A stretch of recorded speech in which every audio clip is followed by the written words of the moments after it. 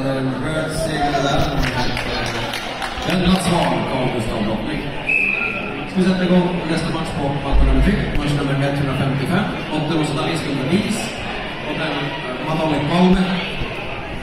I rött ska vi se Filip Olander som fast AIK möta i blott Mamad Valing Mamadi från Gällivare SK.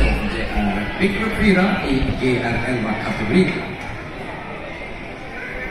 Och vi har ju då träningsläger här under helgen i anslutning till de här tävlingarna. Och vi har ett kvällspass som kommer brottas i Brottarnas hus här på andra sidan parkeringen. Träningen kommer vara klockan 6. Så alla som vill vara med och träna och använda till träningsläget, klockan 6 kör vi igång det passet i Brottarnas hus. Det vill att de senare till Kimpa eller utnämnes Trevi ja seuraava treenileiri ovella kello 6 vuosiaikaa.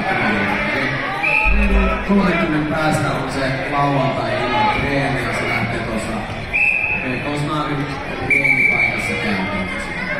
Sitten vaan. Han är för defensivt. Det blir mycket kniffande.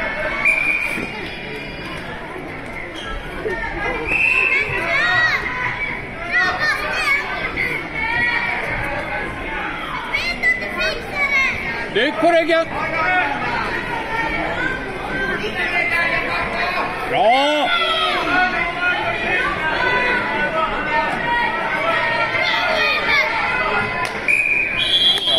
Han följde lite bra. Han har jävla båka illa ut också. Ja.